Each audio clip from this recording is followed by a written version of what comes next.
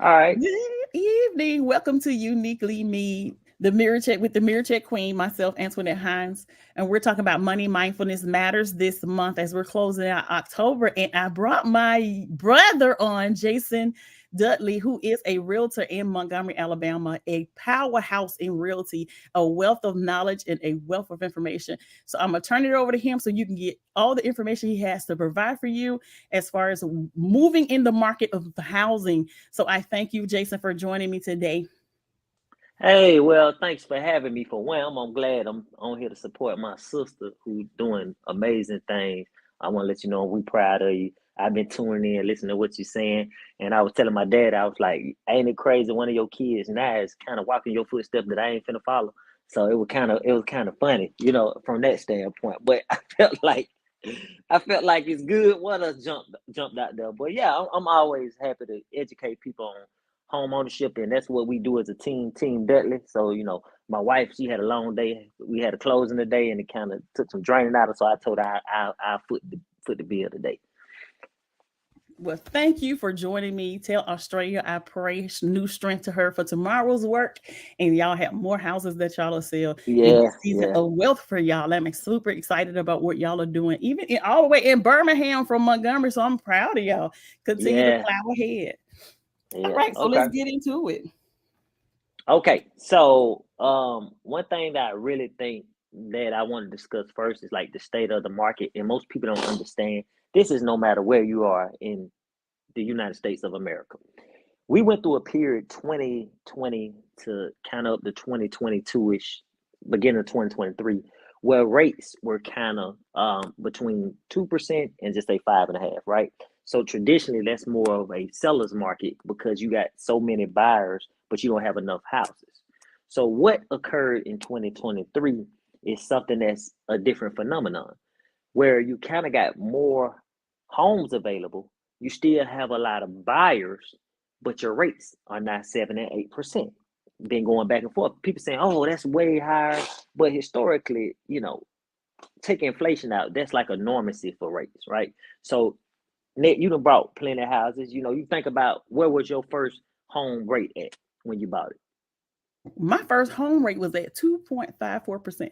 Okay, where was your next home at? 3.75. 3.75. So that would be slightly above the average of when the market was its hottest. What was the third home at? 2.75. 2.7. So if you look at what you said, you was in the two, you went to threes. Now, even you, if you were to buy right now, if you had to buy, say you was military, you had to relocate, you had to buy, you would be buying at 7% rates, or you would have to buy it down because that's where you are at now. But think about it. Would you rather pay 7% percent far as interest, or would you rather pay 100% rent? That's what you got to kind of say. That's a really Because good question because nothing belongs to you when you're renting. It still correct, belongs to right? Right. So you can at least get some appreciation. I always tell people that when you look at a home and home ownership, kind of look at your home as like a bank, in other words, right? Homes can appreciate or depreciate, but generally, even if it doesn't appreciate a lot, you. Go you up. can get back your money that you put in. And so it's a true asset versus you're renting and you're like, well, I'm not responsible for everything and it's a liability, right? So you got to Mhm. kind of look at that from a different mindset and say, hey, what are we better off doing? Not one size fit all, but just looking at it. It's been historically proven you're better off buying. An Absolutely. interesting statistic is that, especially in the African American community, you're talking about home ownership jumps you probably up 150,000 more dollars than net worth than you do Yes, if you don't have home ownership. So you're talking absolutely. about, averaging a person without owning a home is worth $36,000 versus That's all. $176,000. Come That's on. a huge difference. So when you look at it, what are the things that we got to do in the community to set ourselves forward? And what does everyone need to do? Because home ownership is truly for everybody: black, white, Puerto Rican, It don't Asian, matter. European, African. It doesn't matter. Everybody got to have somewhere to live. Now, I would say you have to move smartly in this market to set yourself up for success. And knowing, hey, I'm at this rate now, but I can always refinance. Am I better off doing different things? Am I better off with a conventional loan now versus the FHA? Am I better Yes. off with an FHA versus a buy down? you got to be responsible to know, hey, if I bought my rate down at 4.5 for 1 year, and then the next year it goes to 5.5, and if I don't refinance my third year, it could be 7.5. So That's then you right. have to know what's more feasible for you. And like I said, it's not one size fit all. So I just think that was kind of give a synopsis of where we were to where we're at now, because it has to be a reality check on what's out there, right? So what you have to Right. say is, I always ask our clients, do they want the house or do they need a house? And people ask me, why do you ask that, Jason? I said, because honestly, if you want a house, you're not my focus. If you need a house, you're our focus, because you need it for various reasons, whether you need to relocate, whether you need to gain more space, lose more space, whether you're selling your existing home and you want to get your forever home, whether you're an investor looking for opportunity. That means you're going to do everything you need to do on your end to make it easier for you overall, because we're Mm, just to help cultivate this home ownership experience, and we're going to give you all the right resources, from lenders to uh, inspectors to closing attorneys, everybody that's working for your best interest. But it's on you to carry some load too. It's not one of those things where I tell folks home ownership is the easiest thing to do.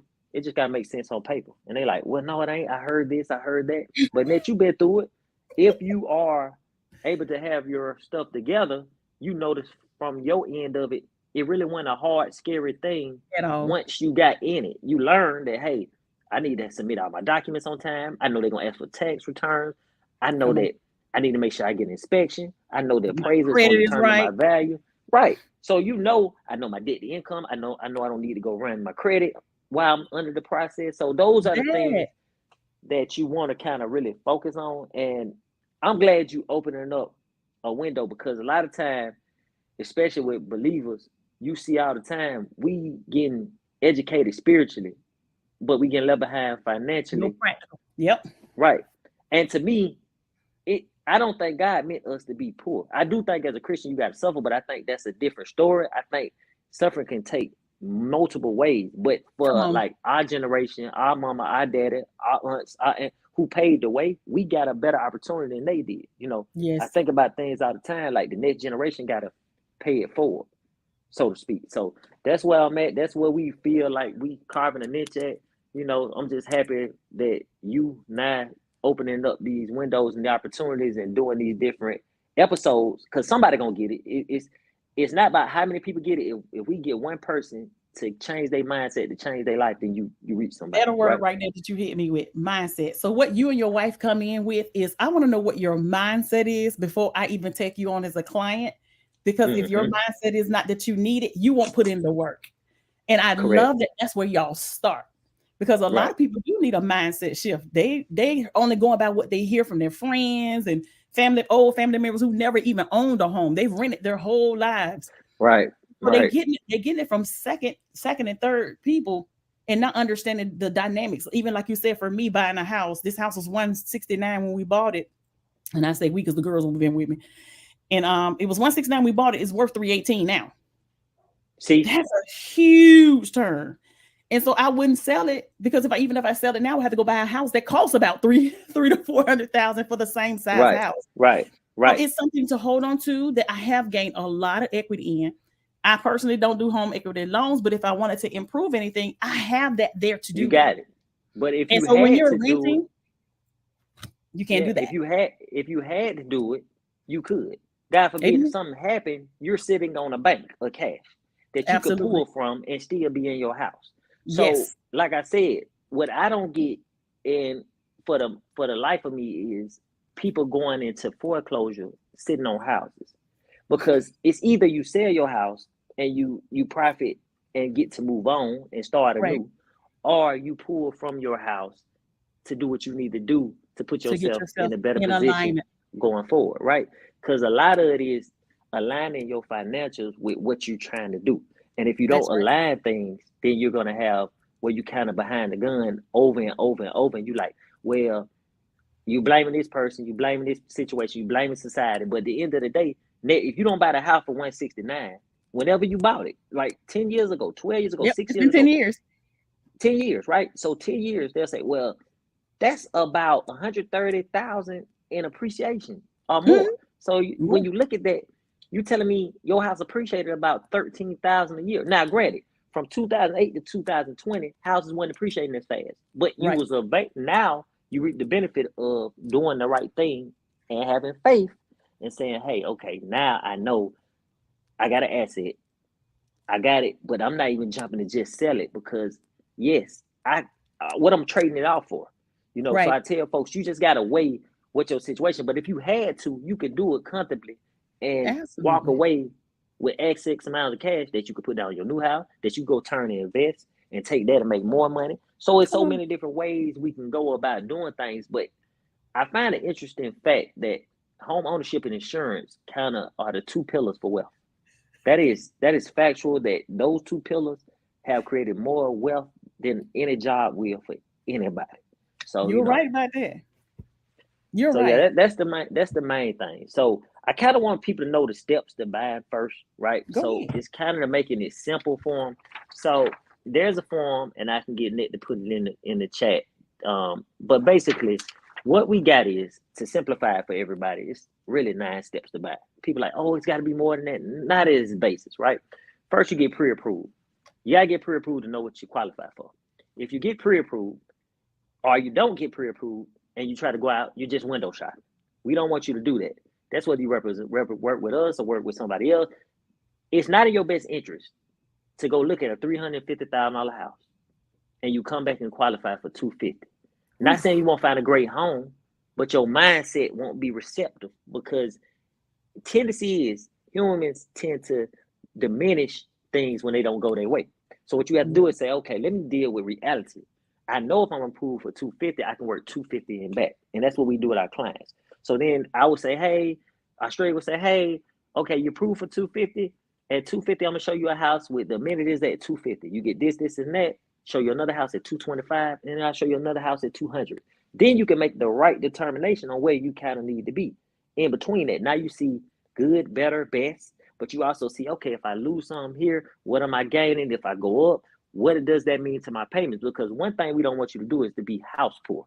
Okay. Come on. People have to make sure they can afford with these rates the house they get in. I will Yes. tell you, your home should never exceed more than 30% of your income. That is a fact. You're doing more than that, chances are it's going to be tough on you. So Yes. 30% of your income, let's give simple math. If you make $36,000 a year, listen, it's a lot of people who make way less that live way better than people making 100,000. It's not so much how much money you make, it's how you manage the money you make. So That's let's say right. that's $3,000 a month, right? So that means based off that, 33% of that is going to be about 1 grand. So your home, so that way you got the rest for utilities and your everyday life. You're not killing yourself. But if you got a house for 1,700 and you only got 3,000 coming in after taxes, that leaves you Ooh, 13. Guess what? You still got utility. That's 600. That's 23. Look how fast that money goes. So quick. us making the right decisions with the pre-approval process and knowing what you can afford and making sure that's obtainable for you is the best thing. First step. Then you go physically look at properties once you got that pre-approval letter, because now we know we can go look at those houses that we sent pictures of you and breaking it down. Then you'll make an offer on the house that you fall in love with. So I would tell people all the time, it is not in your benefit to look at more than 4 houses in a day. And I'm explaining you why. And a lot of realtors and other people make this mistake because you will get house fatigue if you look at 5 to 10 houses in a day. Think about it. Ooh. If you looked at 10 houses in a day, all of them gonna blend by the end of the day. Hmm.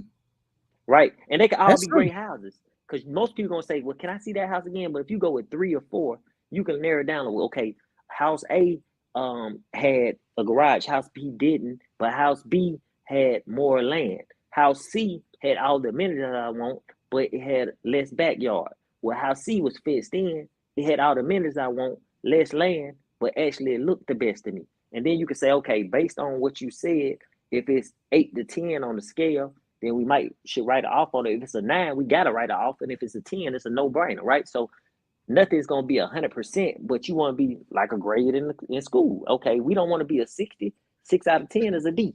So that's passing, but that ain't what you want to do with a That ain't house it. because that ain't it, right? So once you want to make that offer, we'll go through that process easy.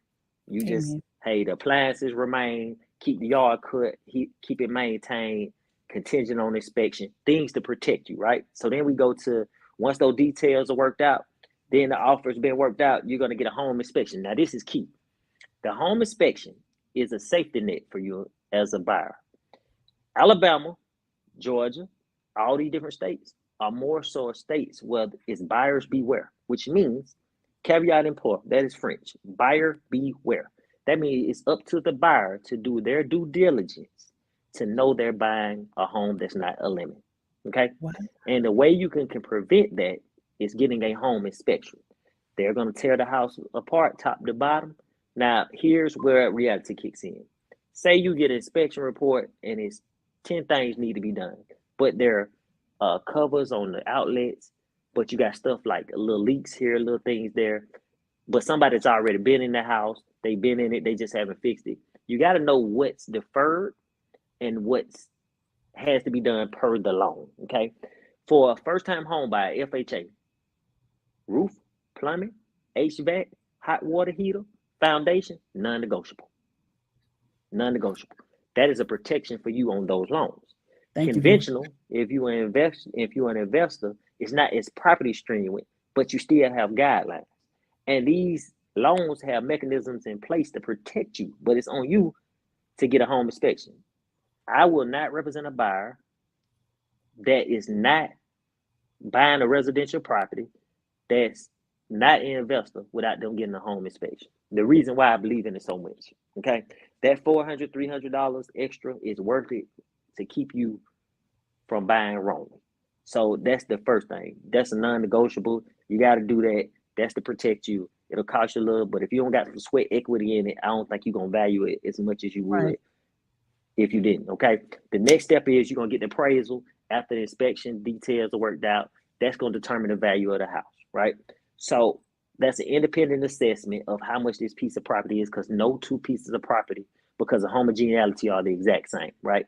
And to understand that is, if we own 123 Wright Street and the house two doors down sold for 268,000, and it's a 3-2 and it's 2,100 square feet, and your house is the 3-2 and it's 2,400 square feet and it's more updated, based off us asking for 278, whether we on the seller side or we on the buyer side, is going to justify that comp is at least what that house should come in for.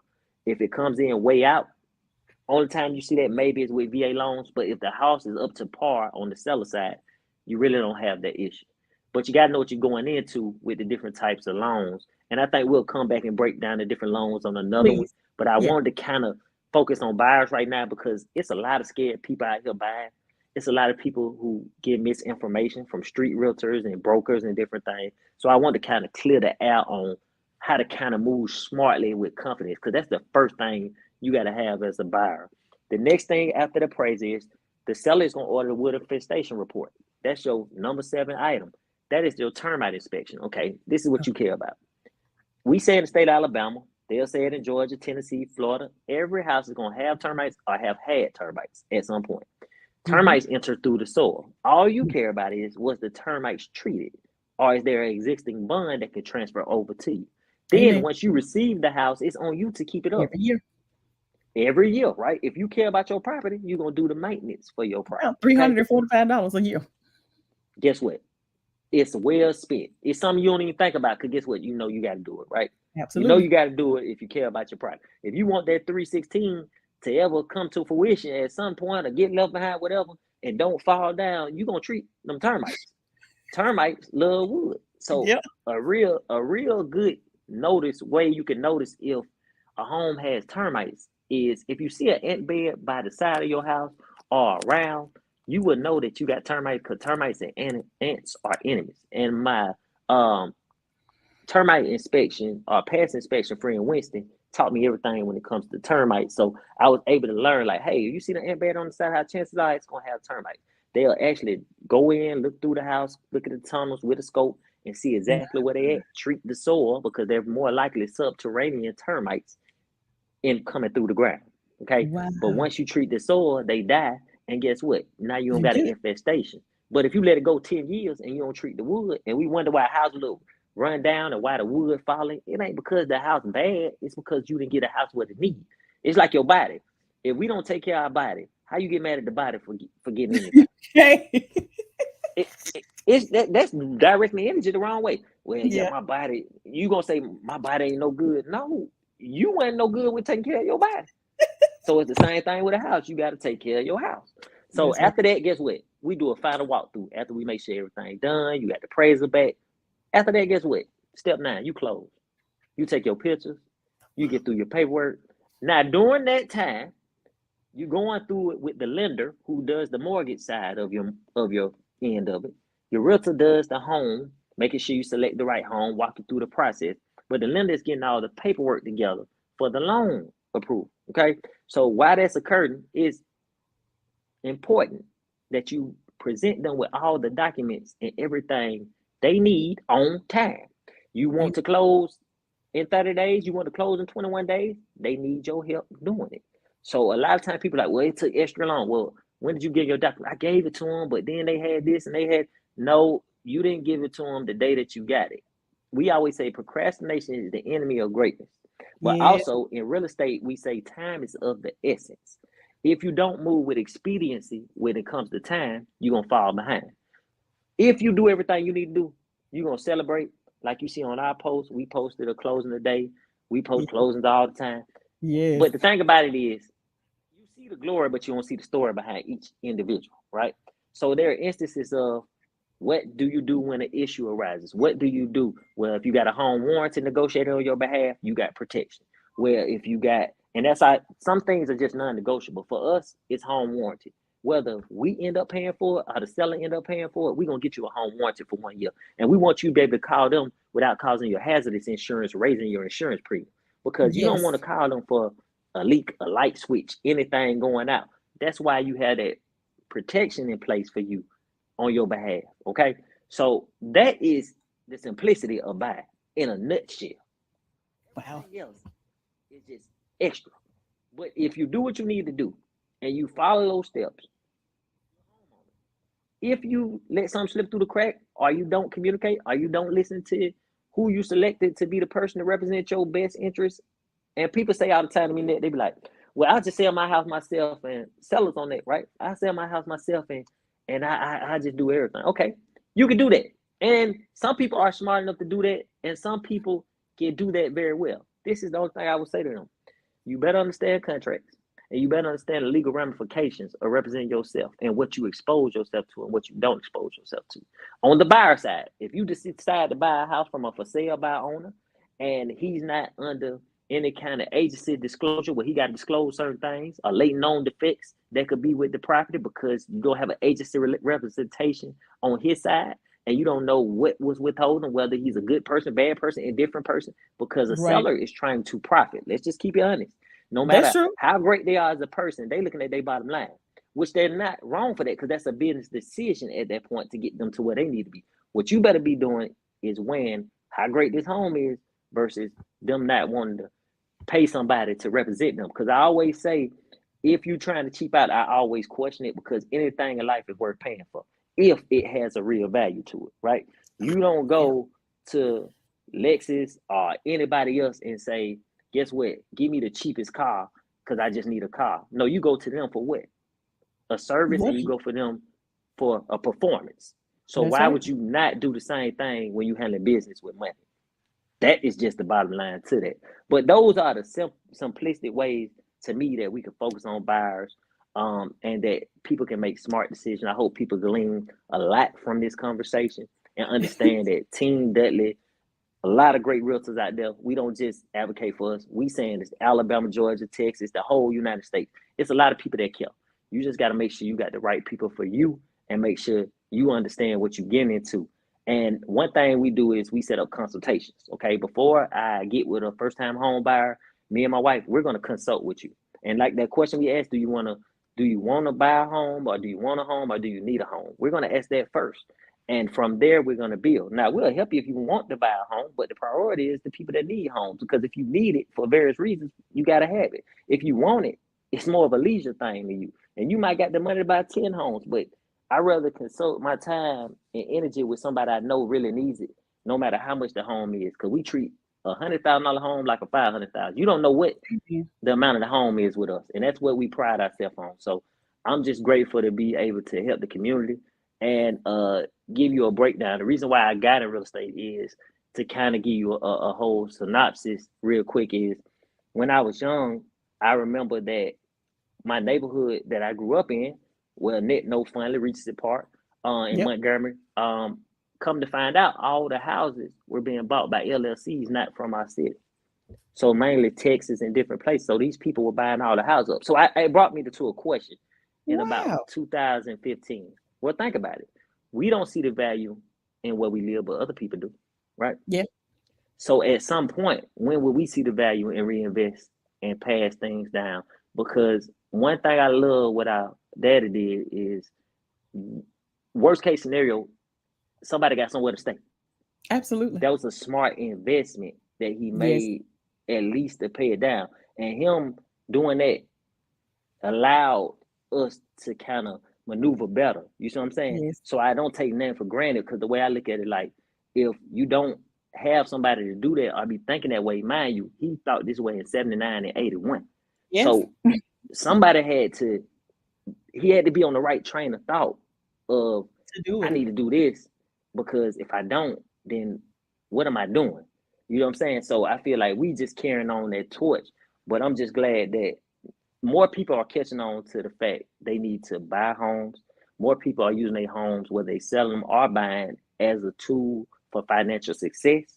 And I think Yes. as we get more education and we get more podcasts, more lives, more streams, like uniquely me, because you got to think about it. You encompassing everything in a ministry, so to speak, right? So it's like, Yep. okay, you probably ain't even thinking like I need to go directly this direction because this really organic. This ain't something we just sit back and planned on. And let me tell you, Nope. the fact is, how many times we supposed to do this in the last week and everything came up, whether it was my end, your end, and we just couldn't do it. And I was like, you know what, we just Nope. got to stick to it because it's gonna come out great if we just stick to it. You know what I'm Yes. saying? And that's the great thing about it. So I'm glad you had me on here, representing Team Dudley. And, we're going to be on here more. I think we'll break down from there Yes. and see, what's best once we sit down. But right now, I feel like it was a good start for It is. And next month, hopefully you'll come back for November because we want to know us. some things that you would prefer for them to help them get themselves in credit alignment. I mean, I know Got I you. have my Yeah. version, but because you are the realtor and you know what the banks are looking for, that you get them Hmm. in the process of starting in the right direction. Correct. Correct. Correct. Because Correct. Correct. Antoinette Yeah, we gonna, can do that. We can they do that. got It's going to us- be, that'll work. That'll work. That most definitely work.